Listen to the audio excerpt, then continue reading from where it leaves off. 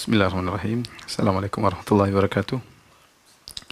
Alhamdulillahi ala ihsanih wa syukru lahu ala taufiqihi wa amdinani wa asyhadu an la ilaha illallah wahdahu la syarika lahu ta'ziman li sya'ni wa asyhadu anna Muhammadan abduhu wa rasuluhu da'ila ridwani.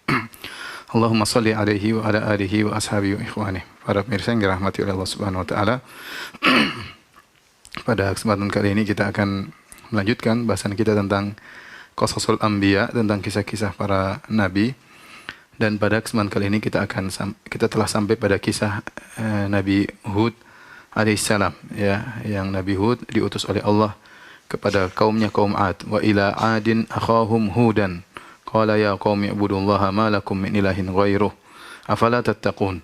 Kepada Ad, suku Ad, kami utus saudara mereka, yaitu saudara senasab Hud, ya, yang dia berkata kepada mereka, qala ya qaumi ibudullaha ma lakum min ilahin ghairuh. Wahai kaumku, sembahlah Allah semata, tidak ada sembahan selain Allah bagi kalian. Afala tattaqun, kenapa kalian tidak bertakwa kepada Allah Subhanahu wa taala. Baik, kita akan membahas tentang Nabi Hud, ya.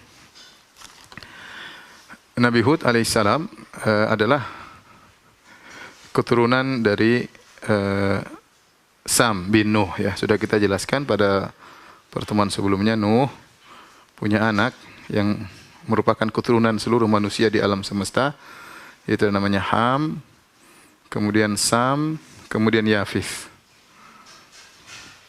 Nah, dari Sam ini menurut ahli sejarah, ya, sampailah kepada Hud alaihissalam.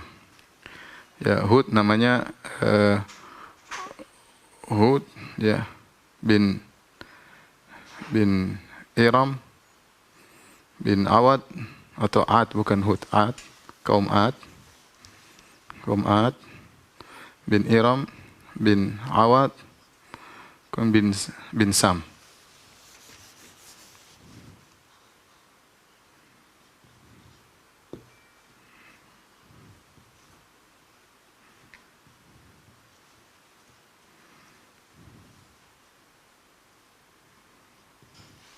Jadi kalau kita perhatikan antara Ad dengan Nuh ada 1, 2, 3 generasi, ya.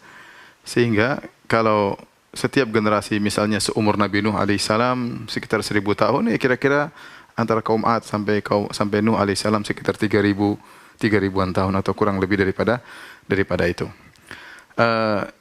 Di zaman setelah manusia semua, orang-orang kafir semua binasa tatkala terjadi banjir, maka tidak terjadi kesyirikan. Kesyirikan baru muncul kembali di zaman kaum Ad. Sehingga Allah akhirnya mengutus Nabi Hud alaihissalam. Allah sebutkan, "Tsumma arsalna min ba'dihim qarnan akharin" dalam surat Al-Mu'minun. Lantas kami mengutus setelah kaumnya Nabi Nuh qarnan akharin. Fa arsalna fihim rasulan an ibudullaha ma lakum min ilahin ghairuh. Ya, afala tattaqun. Maka kami utus seorang rasul yang kemudian menyuruh kepada mereka untuk beribadah kepada Allah semata.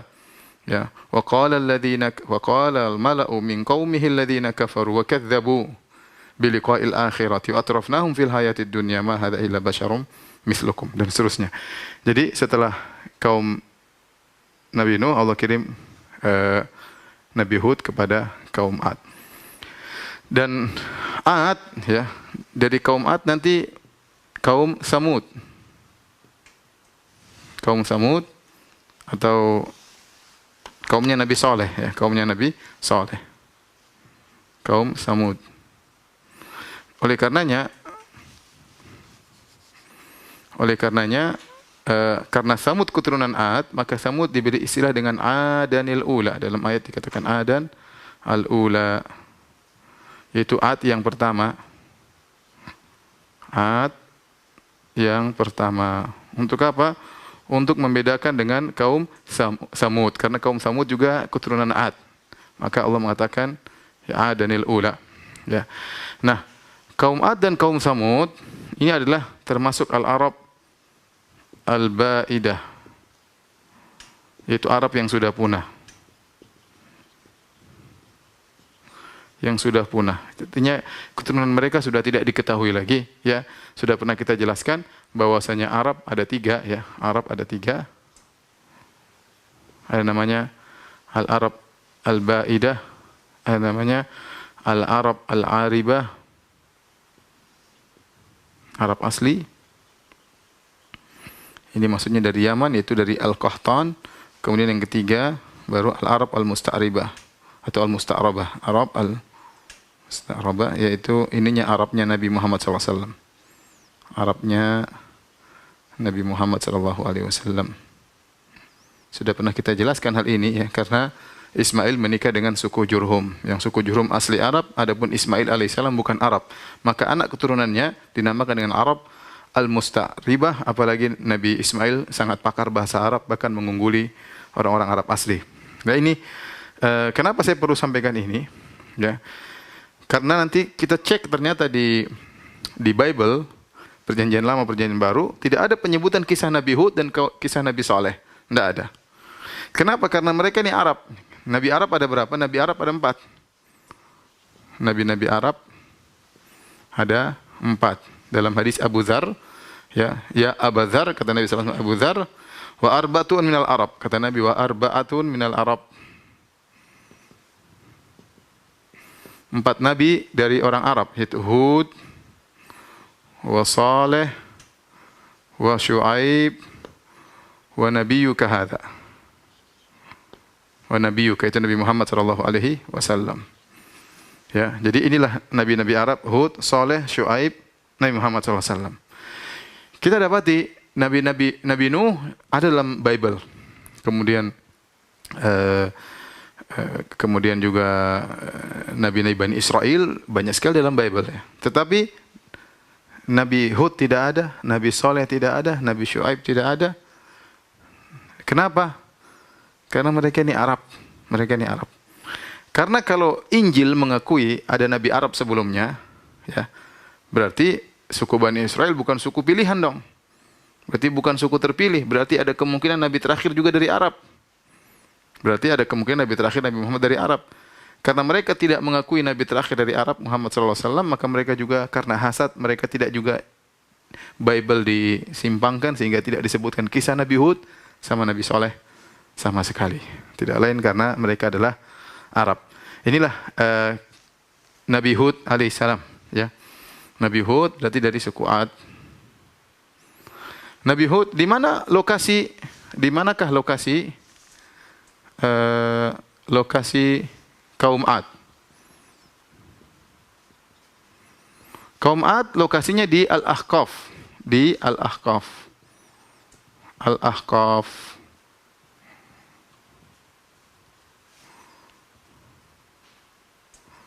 Kata Allah Subhanahu wa taala dalam surat Al-Ahqaf, bahkan ada surat namanya surat Al-Ahqaf. Wadhkur akha 'adin id andzara qaumahu bil ahqaf. Kata Allah, dan ingatlah atau sebutkanlah tentang kisah Nabi Hud tatkala dia memperingatkan umatnya di Al-Ahqaf. Al-Ahqaf di mana? Ada khilaf di kalangan para ulama, ada yang mengatakan di Jazirah Arab, ada yang mengatakan di Yaman, dan pendapat yang lebih kuat Allah alam bisawab, Al-Ahqaf itu antara antara Oman, bukan Amman ya, Oman. Ada sekarang negeri Oman kalau bahasa Indonesia, wa Hadramaut. Yaitu antara Yaman dan Oman. Kalau kita lihat di peta itu ada di sini Oman, ada sini Yaman. Ya dia di sekitar sini, poin ini. Ya disebutkanlah Rubu al-Khali, yaitu daerah penuh dengan gunung-gunung pasir. Daerah penuh dengan gunung-gunung pasir.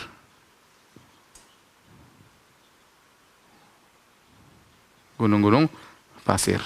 Ini semua yang kita jelaskan karena nanti ada kaitannya ya. Jadi sini lokasi kaum Ad ya. Taib. Mereka kaum Ad diberi kelebihan. Ya, apa kelebihan kaum Ad? Ya. Kelebihan kaum Ad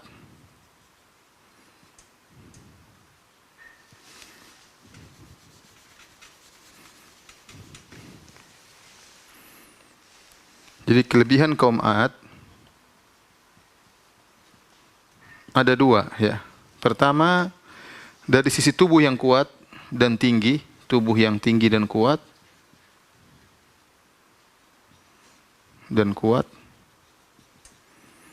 Yang kedua, memiliki bangunan-bangunan yang megah.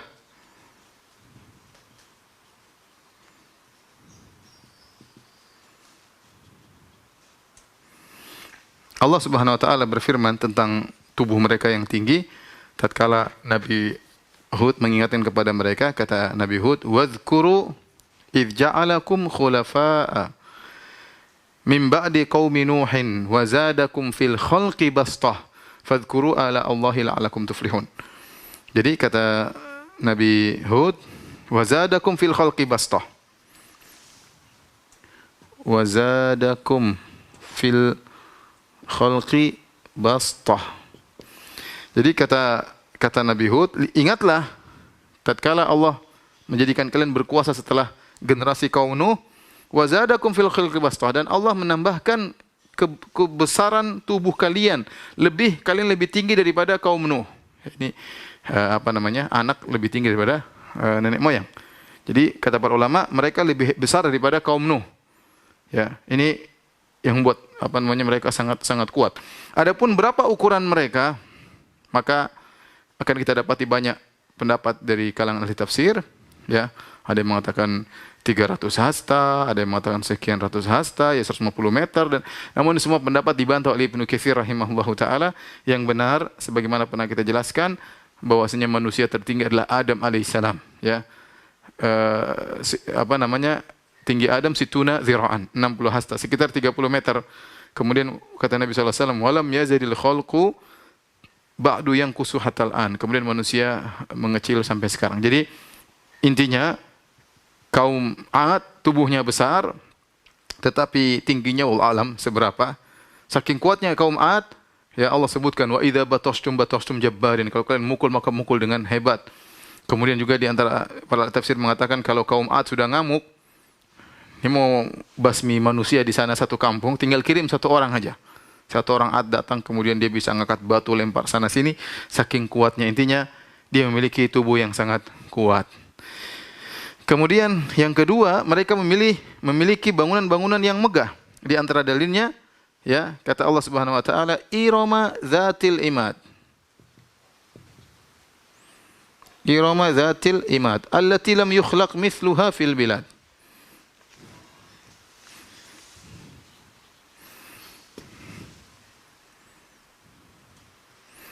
Kata Allah, Iram Zatil Imad. Di antara sifat 'Ad adalah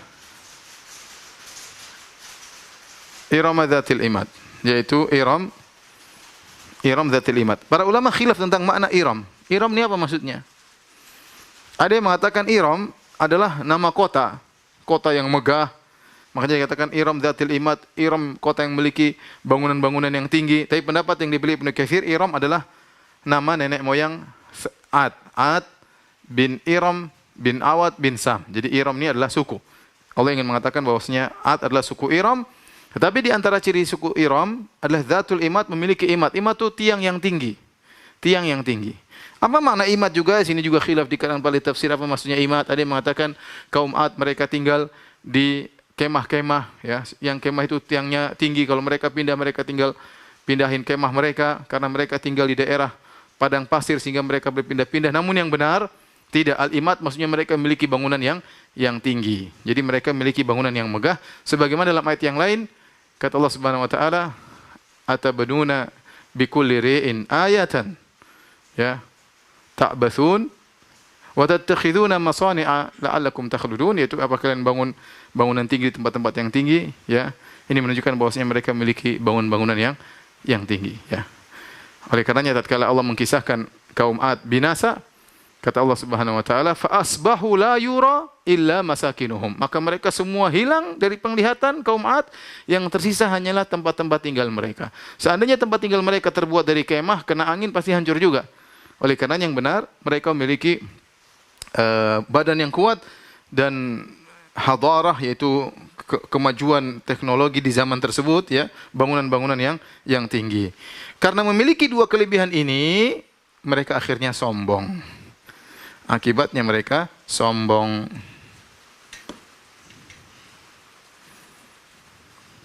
Harusnya kenikmatan yang Allah berikan kepada mereka membuat mereka eh, bersyukur kepada Allah, justru mereka menjadi sombong. Makanya mereka berkata, ya, kata Allah, fa amma adun fastakbaru fil ardi bighairil haq. Adapun Ad, maka mereka sombong di atas muka bumi tanpa hak. Wa qalu man asyaddu minna quwwah. Kata mereka, siapa yang lebih kuat daripada kami? Jadi dia merasa hebat, dia sombong. Awalam yarau annallaha alladzi khalaqahum huwa asyaddu minhum quwwah. Ya, tidak akan mereka lihat bahwasanya Allah yang menciptakan mereka lebih kuat dari mereka. Inilah kondisi kaum Ad yang menyebabkan akhirnya Allah mengutus Nabi Hud karena mereka terjerumus dalam kesombongan dan dalam kesyirikan. Baik, kalau tolong dihapus.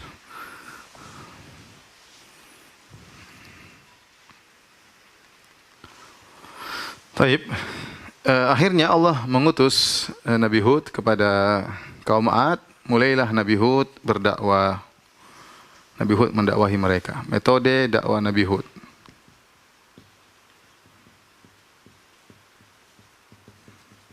Hud alaihissalam.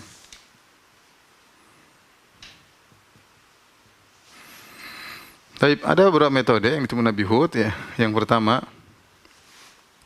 adalah dengan kelembutan.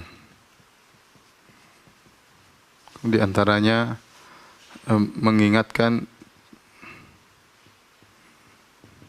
nikmat-nikmat Allah.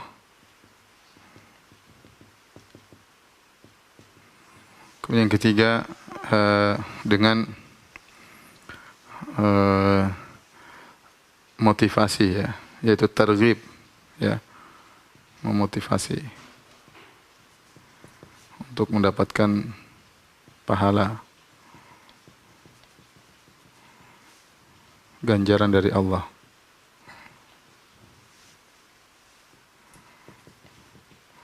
Kemudian yang keempat, at-tarhib, memperingatkan.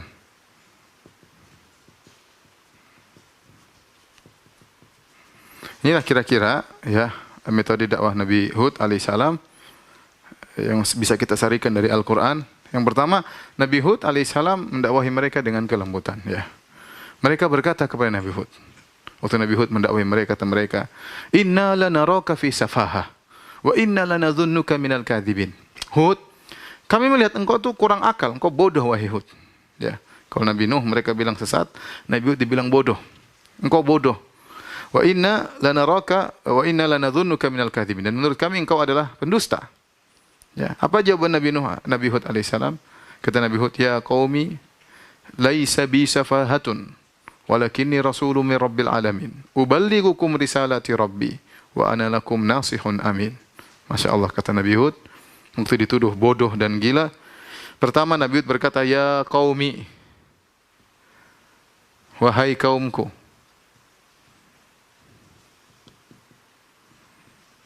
Wahai kaumku. Dan ini kata-kata yang lembut. Dia tidak mengatakan wahai orang kafir, wahai orang-orang bahlul. Enggak. Dia bilang wahai kaumku. Menunjukkan saya ini bagian dari kalian. Saya ini saudara kalian senasab. Wahai kaumku. Ya. Wa ya qaumi, laisa bi safahatun. Aku tidak bodoh. Walakinni rasulun min rabbil alamin. Akan tapi aku utusan Allah. Aku utusan Allah. Tugasku hanya uballighukum risalata rabbi. Tugasku, ya, menyampaikan pesan dari Rabbku. Kemudian kata beliau, wa ana lakum nasihun amin. Nasihun amin. Itu pemberi nasihat yang terpercaya.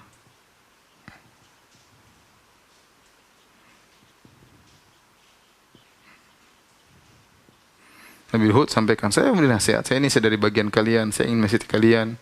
Jadi tidak membalas dengan, dia memilih tidak membalas, itu akhlak yang mulia. Ya. Para ulama tatkala menyampaikan ayat ini mereka mengatakan memilih tidak membalas adalah akhlak yang mulia dipilih oleh Hud alaihissalam. Dia tidak mengatakan justru kalian yang gila, justru kalian yang pandir, justru kalian yang dusta, ya, dan yang lainnya. Taib. Ini pertama. Yang kedua, mengingatkan tentang nikmat Allah. Ya, Nabi Hud ingatkan nikmat Allah kepada mereka. Sebagaimana kita sebutkan tadi, Nabi Hud berkata, Wadhkuru idh ja'alakum khulafa'a min ba'di qaumi Nuhin wa zadakum fil khalqi bastah. Fadhkuru ala Allahi la'allakum tuflihun. Kata Nabi Hud alaihissalam, ingatlah ya, kalian dijadikan khalifah penguasa setelah kaum Nuh. Setelah kaum Nuh, Nabi Nuh alaihissalam. Kemudian apa lagi? Ya, diberikan tubuh yang besar. Tubuh yang besar dan kuat. Dan masih banyak. Wadhkuru ala Allah, ingatlah nikmat-nikmat Allah. Nikmat-nikmat Allah masih banyak bagi kalian. Diingatkan. Ini metode. Kita tatkala ingatkan kepada kaum muslimin, misalnya orang langsung ingat Allah kasih kalian nikmat. Bersyukurlah kepada Allah. Nikmat bukan untuk bermaksiat kepada Allah. Nikmat bukan untuk membangkang perintah-perintah Allah. Kemudian di antaranya juga ya Nabi Hud ya menyebutkan tentang ayat yang lain. Dalam ayat kata Nabi Hud ya, wattaqul ladzi amaddakum, kata Nabi Hud, wattaqul ladzi amaddakum bima ta'malun. Kalau kita artikan bahasa Indonesia, bertakwalah kalian kepada Allah yang telah memberikan nikmat-nikmat yang kalian ketahui. Nikmat kalian banyak. Bima ta'malun. Kemudian Nabi Hud memperinci, amaddakum bi an'amin wa banin wa jannatin wa uyun. Kata Nabi Hud, Allah telah memberikan kalian kenikmatan berupa an'am. An'am itu binatang-binatang, hewan-hewan. Yang pertama disebut hewan-hewan, kemudian anak-anak, kemudian baru kebun-kebun, baru kemudian sungai-sungai dan mata air atau mata air. Kata para ulama, kenapa Nabi Hud menyebutkan hewan terlebih dahulu? Karena di zaman tersebut hewan ini harta yang paling luar biasa. Di zaman seperti itu, hidup di tengah padang pasir, maka hewan ini keperluan semua itu. Makan dari hewan, minum susu dari hewan. Untuk perjalanan safar pakai hewan. Kemudian bikin baju dari kulit hewan. Bikin bejana-bejana dari kulit hewan. Jadi hewan ini kenikmatan yang paling top di zaman itu. Baru kemudian Allah sebutkan anak-anak. Ingatlah kalian diberi anak-anak yang banyak, dengan anak-anak tersebut kuat, mampu untuk melawan suku-suku yang lain. Kalian ditakuti oleh suku-suku yang lain. Kebun-kebun, ya ini kesempurnaan. Ada kebun-kebun di tengah padang pasir. Allah kasih kebun-kebun itu luar biasa. Kemudian ada mata air yang keluar, ini nikmat. Apalagi yang kalian butuhkan. Ya, makanya Allah sebutkan dalam ayat yang lain, kata Allah, wa atrafnahum fil hayatid dunya. Kami membuat mereka hidup mewah dalam kehidupan dunia. Ini kita bicara ukuran mereka ya. Ukuran mereka ini sudah mewah banget. Jadi mereka sudah hidup dalam kemewahan. Wa atrafnahum fil hayatid dunya. Kata Allah, kami jadi orang-orang yang kami jadikan mereka hidup dalam kemewahan dalam kehidupan dunia. Jadi Nabi Hud ingatkan mereka tentang kenikmatan. Ini di antara metode Nabi Hud agar mereka kembali kepada Allah. Kemudian yang berikutnya motivasi. Nabi Hud berkata, wa ya qaumi astaghfiru rabbakum tsumma tubu ilaih yursilis sama 'alaikum midrara. Beristighfarlah, kata Nabi Hud, beristighfarlah dan bertobat. Niscaya, kenapa? Niscaya Allah akan turunkan hujan yang deras. Turunkan hujan yang deras. Kemudian wa yazidukum quwwatan ila quwwatikum. Allah tambahkan kekuatan kalian.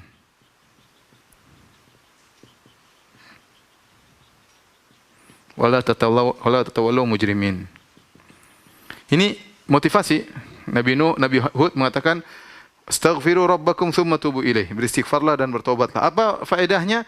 Yursilis sama 'alaikum midrara. Allah akan turunkan hujan yang deras. Kemudian Allah akan berikan kekuatan bagi kalian. Kalian sudah kuat, tambah kuat lagi dengan bertakwa kepada Allah, dengan beristighfar kepada Allah Subhanahu wa taala. Kemudian di antara metode Nabi Hud juga memberi peringatan.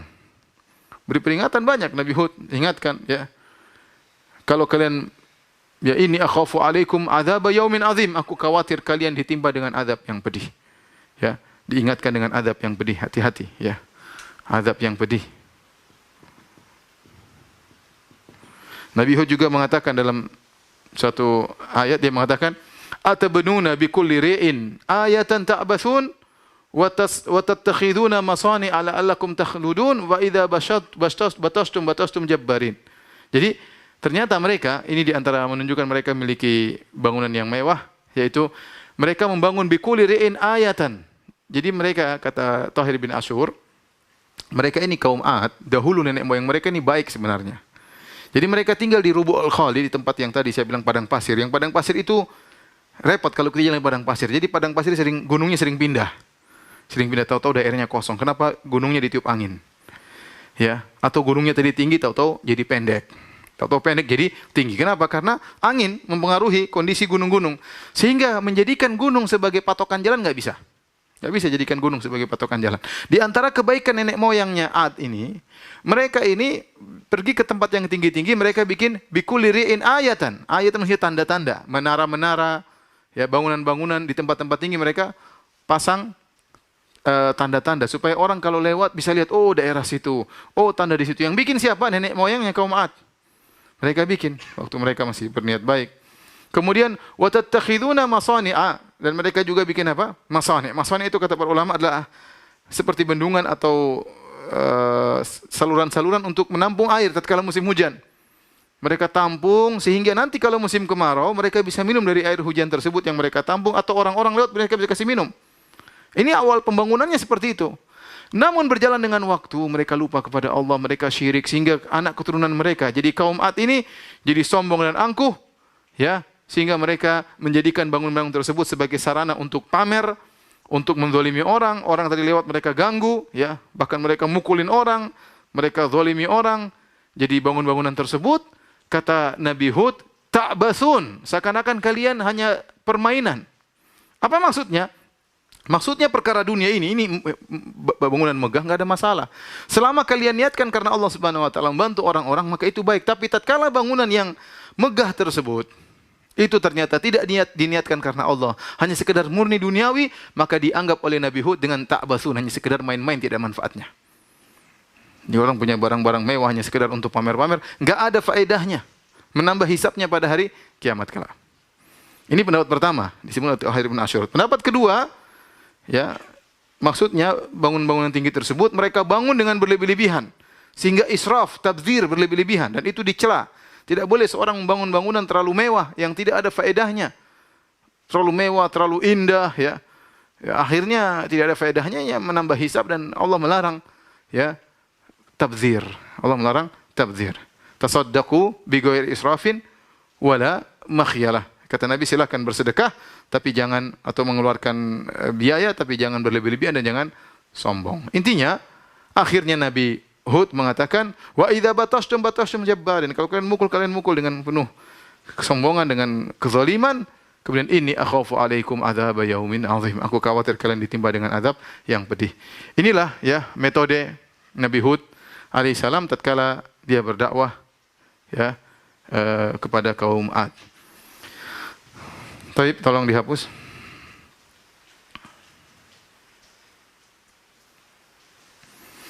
Baik, bagaimana sikap kaum Ad? Sikap kaum Ad kepada Nabi Hud alaihissalam.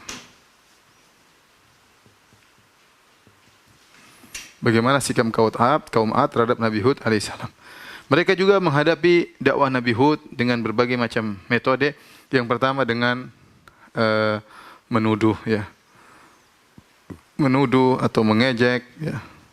Sudah kita sebutkan tadi, mereka mengatakan Nabi Hud, inna lanaraka fi safaha, inna lanaraka fi safaha. Sungguh kami melihat engkau benar-benar bodoh. Melihatmu benar-benar dalam kebodohan. Kemudian juga mereka mengatakan, ya, in huwa illa rajulun iftara 'ala Allahi kadhiba. In huwa illa rajulun iftara 'ala Allahi kadhiba. Hud ini hanya berdusta atas nama Allah. Hud berdusta atas nama Allah.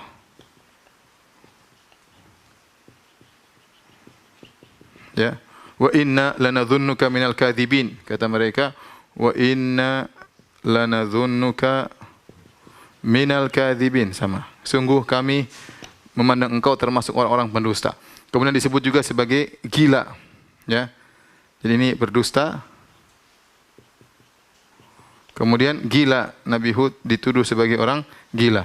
In naqulu illa taraka, in naqulu illa taraka ba'du alihatina bisu.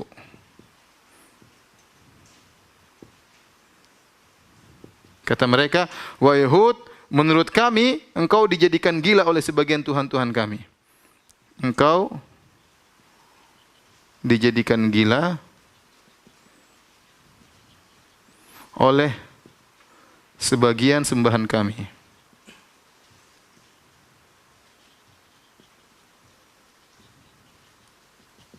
Nah ini metode pertama yang mereka lakukan adalah dengan mengejek.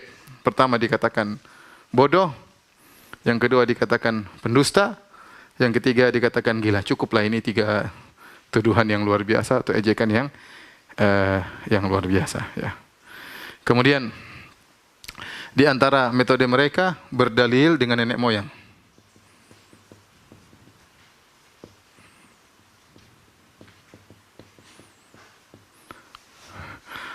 Yahudu, ya, ajitana lina'budallaha wahdahu wa nadhara ma kana ya'budu abauna, ma kana ya'budu abauna. Kata mereka, wahai Hud, ajitana lina'budallaha wahdahu, apakah kau datang kepada kami menyuruh kami untuk beribadah kepada Allah saja, yang lain kami buang? Wa nadhara ma kana ya'budu abauna, dan kami buang seluruh yang disembah oleh nenek moyang kami dahulu. Fa'tina bima ta'iduna. Jadi mereka berdalil dengan nenek moyang. Nenek moyang kami kita dapati sudah sembah patung-patung ini. Mereka sudah sembah patung, kita tinggal ngikut aja. Dan ini biasa berdalil dengan tradisi nenek moyang. Nabi Hud bantah mereka. Atujadilunani fi asma'in sammaitumuha antum wa aba'ukum ma nazzalallahu biha min sultan. Kata Nabi Hud alaihissalam kepada mereka, apa kalian mau debat aku tentang berhala-berhala yang kalian namakan sebagai Tuhan kalian, nenek moyang kalian, yang Allah tidak turunkan dalilnya sama sekali? Apa yang kalian sembah ini batu, kata Nabi Hud alaihissalam. Cuma kalian nama-namain aja, ini Tuhan, Tuhan, Tuhan, Tuhan. Mana dalilnya? Sekedar nama-nama yang kalian namakan sebagai Tuhan, nenek moyang kalian namakan juga sebagai Tuhan. Hakikatnya apa? Hakikatnya batu di jalan diambil, dipahat, dinamakan Tuhan. Nabi Hud bantah. Kalian salah, nenek moyang kalian salah. Dan ini perkara yang berat berdalil dengan nenek moyang. Dan demikian banyak orang tersesat gara-gara mengikuti tradisi nenek moyang meskipun salah. Kemudian di antara, ya, metode mereka ngeyel. Jadi mereka sudah mengatakan, Yahudu ma ji'tana bi bayyinatin wa ma nahnu bitariki alihatina an qaulik wa ma nahnu laka bimu'minin. Kata mereka, wa ma nahnu bitariki alihatina an qaulika wa ma nahnu laka bimu'minin.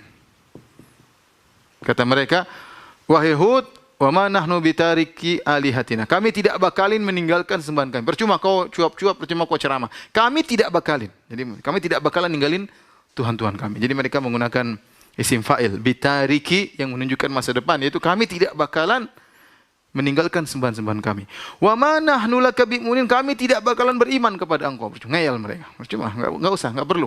Kami tidak bakalan beriman kepada engkau. Jadi mereka begitu, mereka ngeyel, tidak mau beriman kepada Nabi Nuh, bahkan Nabi Hud. Bahkan mereka berkata, ma ji'tana bi bayyinah, kau tidak mendatangkan dalil bagi kami wahai Hud. Bagaimana kami beriman kepada engkau, ya. Kemudian yang paling parah, mereka minta segera diturunkan azab.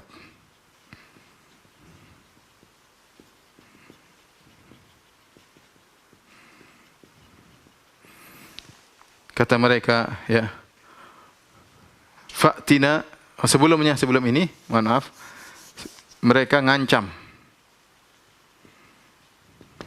Perhatikan kata mereka, ya, inna qulu illa taraka ba'du alihatina bisu. Kata mereka, wahai Hud, menurut kami engkau itu gila karena terkena kualat dari sebagian Tuhan-Tuhan kami. Tuhan kami ini banyak. Kau gara-gara suka maki-maki Tuhan kami, kau kualat, jadi kau gila. Jadi mereka ngancam, berhentilah. Maksudnya kata mereka, engkau berhenti. Ini baru kau maki-maki Tuhan-Tuhan kami, baru kena sebagian kau sudah gila. Bagaimana lagi kalau ternyata Tuhan-Tuhan kami semuanya marah. Jadi mereka ngancam Nabi Hud. Dan ini di sini Nabi Hud menjawab dengan luar biasa. Kata Nabi Hud yang Allah abadikan dalam Al-Quran, kata Nabi Hud, qala inni ushhidullah wa ashhadu anni bari'um mimma tusyrikuna min duni fakiduni jami'an thumma la tunzirun inni tawakkaltu 'ala Allahi rabbi wa rabbikum ma min dabbatin illa huwa akhidhun binasiyatiha inna rabbi 'ala siratim mustaqim fa in tawallaw faqad ablagtukum ma ursiltu bihi ilaikum wa yastakhlifu rabbi qauman ghairakum wa la tadurruhu syai'a inna rabbi 'ala kulli syai'in hafiz. Ini ayat dalam surat Hud. Jadi intinya Nabi Hud waktu diancam, kau bakalan terkena kualat dari Tuhan-Tuhan kami yang lain. Nabi Hud bantah. Kata Nabi Hud pertama begini, ini usyhidullah, aku persaksikan kepada Allah. Washhadu, dan kalian persaksikanlah wahai kaumku, kaum Ad. Ingat sini Nabi Hud sendirian. Berhadapan dengan satu suku, semuanya besar-besar badannya, kuat-kuat. Suka zalimi suku-suku yang lain. Nabi Hud sendirian. Nabi Hud berkata, washhadu, persaksikanlah kalian, anni bari'um mimma tusyrikuna min duni. Aku berlepas diri daripada kesyirikan kalian semuanya. Semua Tuhan kalian aku tidak peduli. Semuanya tidak aku pedulikan. Aku berlepas diri. Kemudian kata Nabi Hud, fakiduni jami'an. Kalian seluruhnya berkumpul, bersatu padu untuk bikin masalah sama saya. Bikin kemudaratan kepada saya. Nabi Hud balik ngancam. Balik tantang. Tadinya mereka ngancam Nabi Hud, bukan Nabi Hud ketakutan. Nabi Hud malah tantang mereka. Kalian fakiduni jami'an. Kalian seluruhnya bergabung. Wahai kaum Ad, kalian mungkin ribuan orang gabung. Semua lawan saya sendiri. Tsumma la tunzirun, dan jangan tunda-tunda. Lawan saya sekarang. Ya. Dan ini kata para ulama, ini mukjizatnya Nabi Hud di sini. Yang mungkin orang tidak tahu, kata Ibnu Qayyim rahimahullah dalam kitabnya Madarijus Salikin dan dinukil oleh Ibnu Abil Is Al-Hanafi dalam syarah Aqidah Thahawiyah. Dia mengatakan inilah mukjizat Nabi Hud alaihissalam, ya. Bahwasanya dia sendirian dan dia berani melawan satu umat, satu suku semuanya, dia sendirian. Bahkan dia mengatakan fakiduni jami'an, silakan kalian bergabung. Itu Tuhan-Tuhan kalian suruh gabung semuanya lawan saya. Yang katanya saya kualat, suruh mereka gabung lawan saya. Tsumma la tunzirun, jangan tunda-tunda. Kemudian Nabi Hud berkata, inni tawakkaltu 'ala Allahi rabbi wa rabbikum. Justru aku bertawakal kepada Allah. Dia mengatakan dengan penuh keyakinan. Di hadapan dia ribuan orang, jago semua. Inni tawakkaltu 'ala rabbi wa rabbikum. Aku bertawakal kepada Allah, Rabbku, Rabb kalian. Ma min dabbatin illa huwa akhidhun binasiyatiha. Tidak ada satu binatang melata, tidak ada satu makhluk pun kecuali Allah memegang ubun-ubunnya. Kalian semuanya di bawah kekuasaan Allah. Inna rabbi 'ala siratim mustaqim. Sungguh Tuhanku berada di jalan yang lurus. Kemudian Nabi Hud balik mengancam mereka. Kata Nabi Hud, fa in tawallaw faqad ablagtukum ma ursiltu bihi ilaikum. Kalau kalian berpaling wahai kaumku, sungguh aku telah menyampaikan risalah Allah. Wa yastakhlifu rabbi qauman ghairakum, dan kalian akan diganti dengan kaum yang lain. Artinya kalian akan binasa semuanya. Wala tadurrunahu syai'a, dan kalian tidak akan bisa menimbul mudarat kepada Allah Subhanahu wa taala. Inna rabbi ala kulli syai'in hafiz, dan ingatlah Tuhanku menjaga segala sesuatu. Artinya apa yang kalian lakukan tercatat di sisi Allah. Jadi menakjubkan, Nabi Hud diancam, Nabi Hud tantang mereka, bahkan di akhir ayat Nabi Hud malah ngancam mereka. Kalian terus kalau begini terus kalian akan binasa. Dan ternyata mereka tidak bisa nyentuh Nabi Hud. Kenapa? Karena Allah tolong Nabi Hud alaihissalam. Maka saya katakan tidak ada yang hebat seperti Nabi Hud, ya, berani kayak seperti itu, nantang orang begitu banyak. Kalau tidak karena keyakinannya dan ya thiqahnya, percayanya kepada Allah yang sangat luar biasa. Ya, ini di antara metode mereka mengancam Nabi Hud. Yang terakhir, mereka minta segera diturunkan azab. Al-istijal bil azab. Minta segera diturunkan azab. Kata mereka, fa'tina bima ta'iduna in kunta minas shadiqin. Wahai Hud, kata mereka, fa'tina, datangkan, kata mereka, datangkan azab. Kalau kau benar-benar, kalau kau memang jujur, engkau jujur, subhanallah. Jadi mereka ngancam, kata mereka, kalau kau memang nabi, turunkan azab. Subhanallah, Nabi Hud berkata, innama ya'tikum bihillahu, ya, innamal ilmu indallah, ya, ya, sungguhnya ilmu tentang azab di sisi Allah Subhanahu wa taala. Dan ketika mereka minta didatangkan azab, maka Allah pun datangkan azab. Yang Allah sebutkan dalam surat Al-Ahqaf. Tapi tolong dihapus.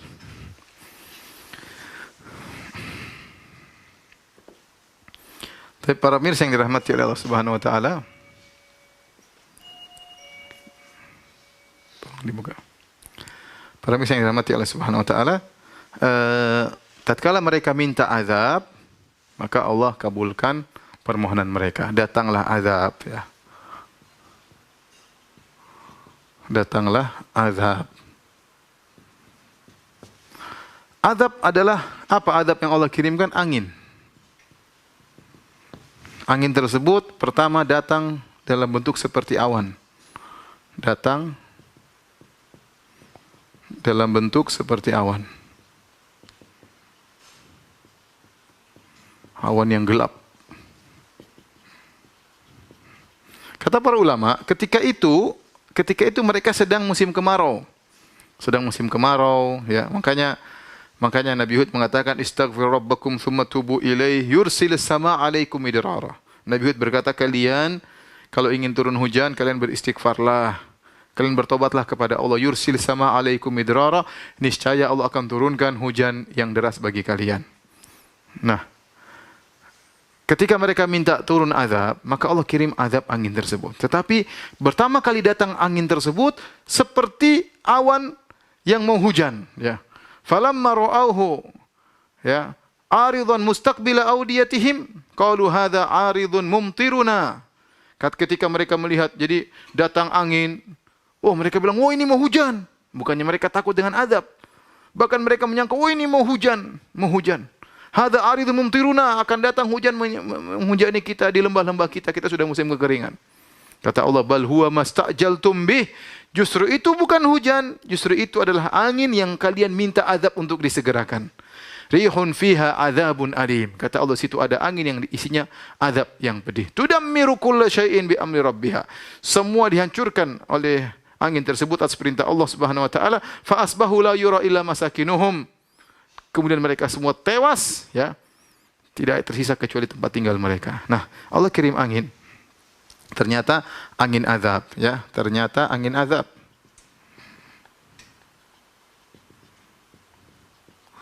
Taib, angin azab ini memiliki beberapa sifat. Sifat-sifatnya, yang pertama, ya, id arsalna alaihimur rihal akim. Kata Allah, rihal akim. Kalau akim bahasa Indonesia angin mandul. Apa maksudnya angin mandul? Maksudnya tidak ada kebaikan sama sekali padanya. Tidak ada kebaikan sama sekali. Ada angin yang mungkin dia dari sisi lain buruk, dari sisi lain baik. Ini angin yang Allah kirim, Allah arsalna alaih rihal aqim. Kami kirimkan kepada mereka rihal aqim, yaitu angin yang mandul, artinya tidak ada kebaikan sama sekali. Angin ini memang untuk mengazab. Makanya Allah mengatakan fiha adzabun alim. Rihun fihi adzabun alim. Kata Allah, azab yang pedih. Kemudian apalagi sifat-sifatnya, kata Allah, sorsoron. Sorsor. Angin tersebut disifati oleh dengan sorsor. Sorsor artinya apa? Ada dua. Itu sorsor itu sangat dingin, sangat ribut, sangat memekakkan telinga.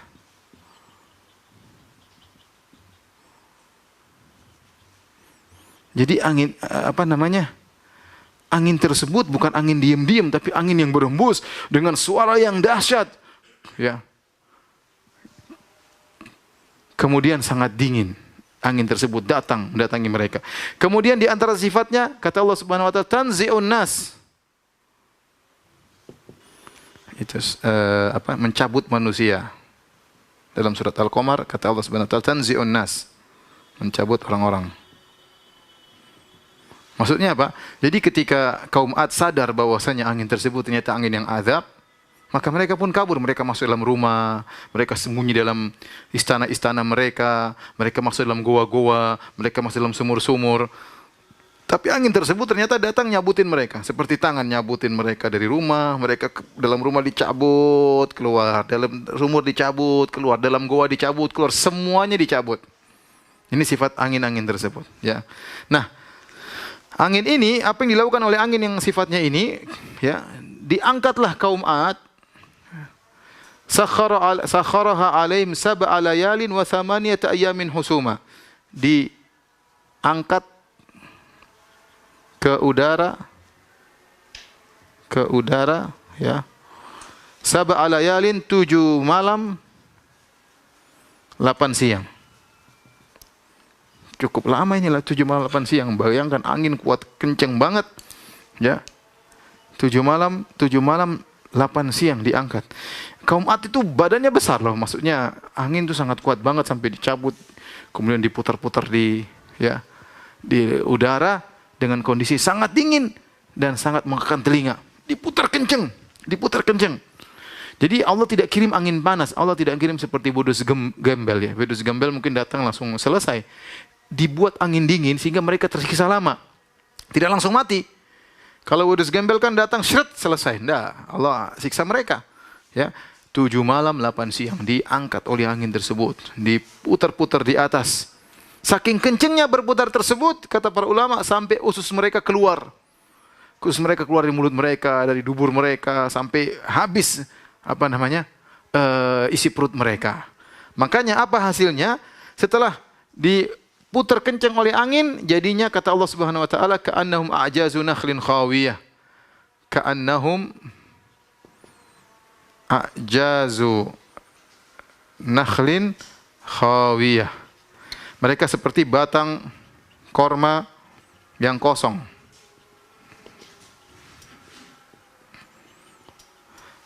Dalam ayat yang lain, a'jazu nakhlin munqair. Nakhlin munqair. Munqair. Sama, jadi korma yang kosong. Jadi kata para ulama, perut mereka digoncang sampai keluar isi perutnya, jadi tubuh mereka kosong, kemudian mereka jatuh setelah hari ke-8, jatuhlah mereka dari langit, dari udara, badan kosong, tertancaplah kepala mereka di tanah, seperti pohon korma. Tancap kepala mereka pecah, kemudian tertancap, itulah nasib mereka. Kata Allah, fahal taro lahum mim baqiyah. Apakah kau lihat ada sisa mereka? Enggak ada, semuanya tewas. Fa asbahu la yura illa masakinuhum. Jadilah mereka tidak terlihat lagi kecuali rumah-rumah mereka. Tadinya semua orang takut sama mereka. Tadinya semua orang ngeri sama mereka. Mereka ganggu orang, zalimi orang, badannya besar. Semua selesai. Ya. Kata Allah Subhanahu wa taala, ya. Alam tara kaifa fa'ala rabbuka bi'ad? Irama dzatil imad. Allati lam yukhlaq misluha fil bilad. Tidakkah kau lihat bagaimana apa yang Allah lakukan terhadap kaum Ad? Yang sombong, yang angkuh, selesai. Dalam sekejap, tadinya mereka terkenal luar biasa, orang semua dari kejauhan sudah kelihatan karena besarnya. Tiba-tiba kata Allah, fahal taro lahum min baqiyah. Fahal taro lahum min baqiyah. Apakah ada sisanya? Enggak ada, semua tewas. Fa asbahu la yura illa masakinuhum. Maka tidak ada sisa kecuali tempat tinggal mereka. Ini pelajaran sangat penting bagi kita. Bahwasanya kita kalau diberi kenikmatan oleh Allah bukan untuk disombongkan. Ya, karena kesombongan adalah dosa besar, ya. Dosa besar. Kata Nabi sallallahu alaihi wasallam, la yadkhul jannata man kana fi qalbihi mithqalu dzarratin min kibar. Perhatikan ini. Tidak masuk surga seorang dalam hatinya ada kesombongan meskipun sebesar zarah. Zarah itu kecil, ringan. Kalau ada kesombongan dalam hati kita, ini repot kita masuk surga, ya. Karena sombong ini yang boleh sombong cuma Allah Subhanahu wa taala, karena yang memiliki segalanya. Ya, kata Allah Subhanahu wa taala,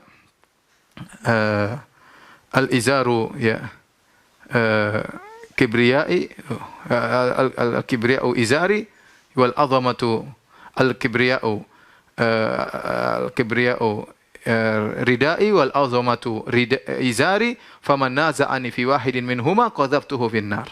Kata Allah Subhanahu wa taala, keagungan adalah sarungku, kesombongan adalah selendangku. Barang siapa ingin menyaingiku dalam salah satu dari keduanya, aku lemparkan di neraka jahanam. Karena yang berhak sombong cuma Allah.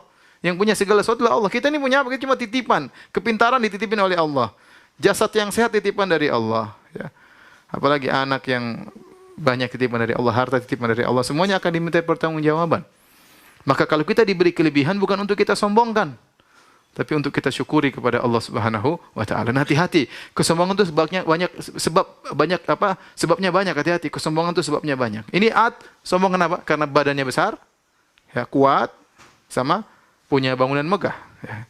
Sombong banyak, ada sombong karena ilmu, karena punya ilmu yang tinggi, karena sombong karena dia orang yang karena darahnya, saya keturunan darah biru, sombong karena rumahnya, sombong karena mobilnya, sombong karena HP-nya, ya ada orang sombong karena apa? HP-nya, sombong karena tasnya, sombong karena kecantikannya, sombong karena ketampanannya, sombong karena badannya yang besar, jalan-jalan kemana-mana pakai kaos ketat supaya orang lihat semua badannya besar.